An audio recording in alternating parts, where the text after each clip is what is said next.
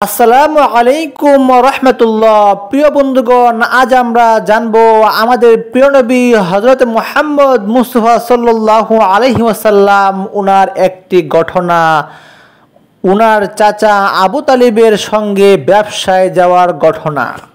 আবু তালিবের সঙ্গে নবী সাল্লাল্লাহু আলাইহি ওয়াসাল্লাম এর ব্যবসায়িক সফরের ঘটনাটি ইসলামের শুরুর জীবনের একটি গুরুত্বপূর্ণ ঘটনা। সংক্ষেপে ঘটনাটি এভাবে: নবী মুহাম্মদ সাল্লাল্লাহু আলাইহি ওয়াসাল্লাম যখন প্রায় 12 বছর বয়সে, তখন তার চাচা আবু তালিব একবার ব্যবসার কাজে সিরিয়া যাচ্ছিলেন। তিনি বুঝতে পারলেন মুহাম্মদ সাল্লাল্লাহু আলাইহি ওয়াসাল্লাম তার সাথে যেতে চাইছেন।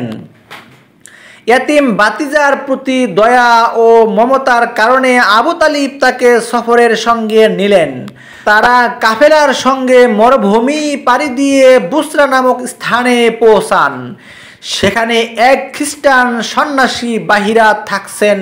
তিনি মুহাম্মদ সাল্লাল্লাহু আলাইহি ওয়াসাল্লামকে দেখে বিশেষ আগ্রহ দেখালেন, কারণ তিনি নবুয়তের চিহ্নগুলো চিনতে পেরেছিলেন, যেমন গাছের ছায়া, তার দিকে ঝুঁকে পড়া কাদের মাঝে মোহরের দাগ ইত্যাদি।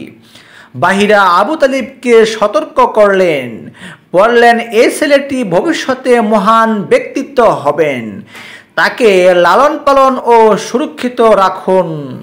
এরপর আবু তালিব তাকে বিপদের আশঙ্কায় আগেভাগেই মক্কায় ফিরে নিলেন।